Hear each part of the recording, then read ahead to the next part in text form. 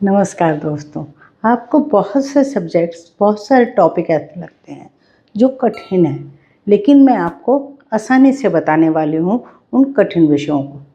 जैसे आप मान लीजिए क्रिया को समझने में बहुत मुश्किल होती है।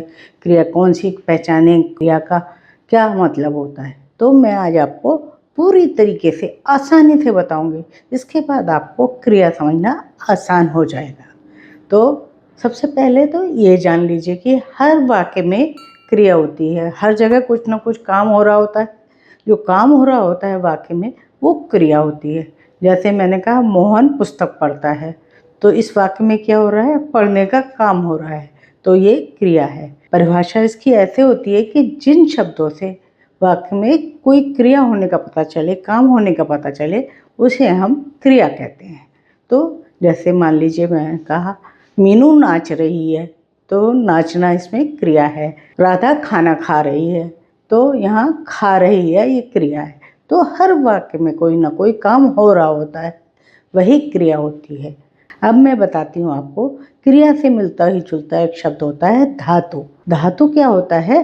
जो क्रिया का मूल रूप होता है उसे हम धातु कहते हैं। जैसे अभी हमने देखा पढ़ना, खाना, सोना, ये सब क्रिया हैं। और इसमें हम जो मूल शब्द क्या है? पढ़ना में पढ़, खाना में खा, सोना में सो, ये सब मूल धातु शब्द होते हैं। तो जब हम ना लगा देते हैं तो वो क्रिया बन जाती है। ये बहुत आसान सी बात है। अब हम क्रिया के भेद जानेंगे।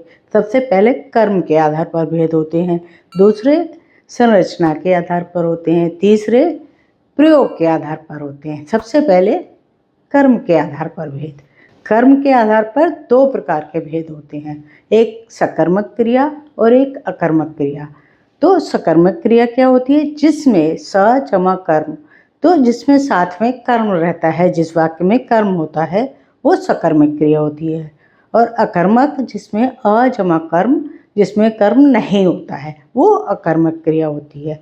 तो सबसे पहले सकर्मक क्रिया कैसे पहचानेंगे कि इसमें क्रिया है, नहीं है, कौन सी है?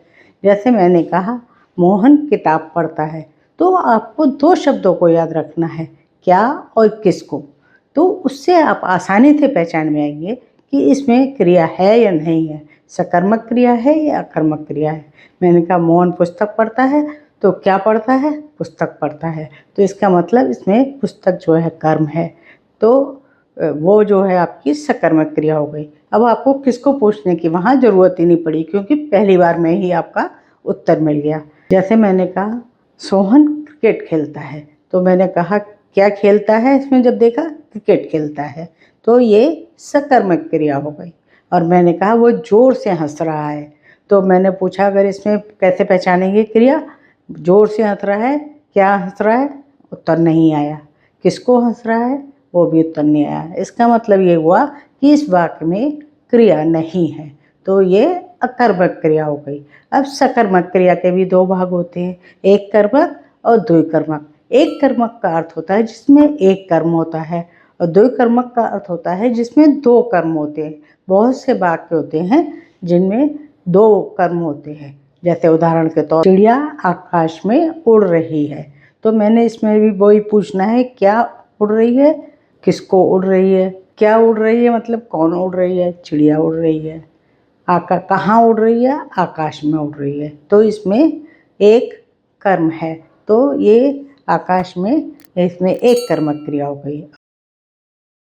अकर्मक क्रिया और सकर्मक क्रिया क्या होती है ये भी आप समझ चुके हैं। अब हम इनके भेद जानते हैं। अकर्मक क्रिया का कोई भेद नहीं होता। सकर्मक क्रिया के दो भेद होते हैं, एक एक कर्मक क्रिया और एक द्विकर्मक क्रिया। जैसा कि नाम से स्पष्ट है, एक कर्मक क्रिया में एक ही कर्म होता है, द्विकर्मक में दो कर्म होते हैं। लेकिन अब आपके पास ये समस्या है कि इन दो कर्म को कैसे पहचानें कि इस वाक्य में एक कर्म है या दो कर्म है, कैसे समझ में आएगा?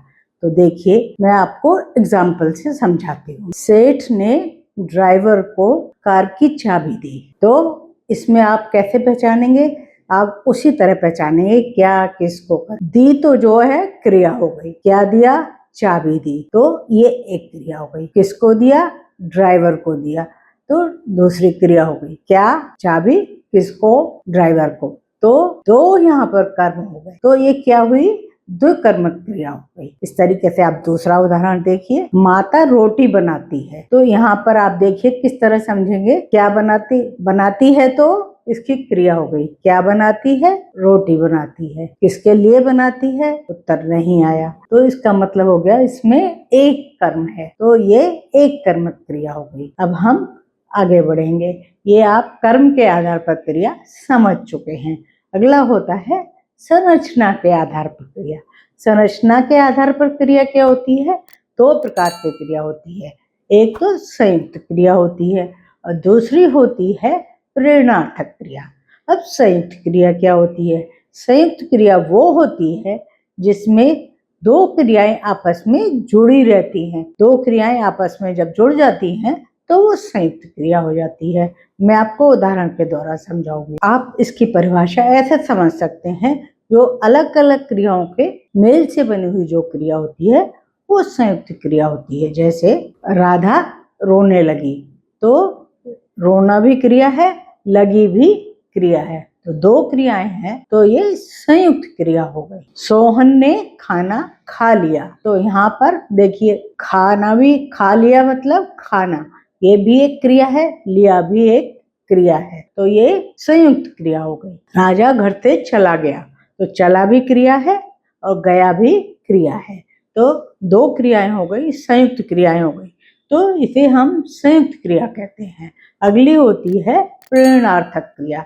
प्रेरणार्थक क्रिया में आदमी खुद काम ना करके किसी और से करवाता है, किसी को प्रेरणा देता है कार्य करने के लिए, तो उसे हम प्रेरणार्थक क्रिया कहते हैं। अब इसको उदाहरण के द्वारा समझ लीजिए। जैसे सेठ मजदूर से सामान उठवाता है, तो उठवाता है मतलब खुद नहीं उठा रहा, उठवाता है, तो ये प्रेरणार्थक क्रिया है। मोहन बच्चों से काम करवा रहा है, तो यहाँ कर नहीं रहा, दूसरों से करवा रहा है, तो करवा रहा है मतलब ये प्रेरणार्थक क्रिया हो गई। माँ बेटी से पत्र लिखवाती है, तो यहाँ खुद नहीं लिख रही, लिखवा रही है, तो ये लिखवाती है यहाँ पर प्रेरणार्थक क्रिया हो गई। अब हम आ जाएंगे क्रिया के तीसरे भेद पर, जो होता है प्रयोग के आधार पर। प्रयोग के आधार पर क्रिया के भेद कौन कौन से होते हैं? एक होता है पूर्वकालिक क्रिया, तत्कालिक क्रिया और सहायक क्रिया। पूर्वकालिक क्रिया क्या होती है? जो काम पहले हो चुका हो,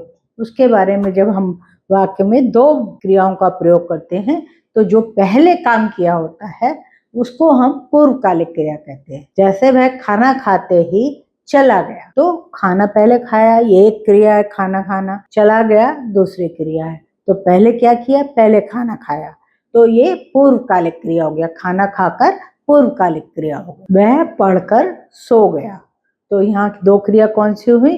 पढ़कर पढ़ना क्रिया है, सो गया सोना दूसरी क्रिया है, तो पढ़कर सो गया दो क्रिया है। पहला कौन?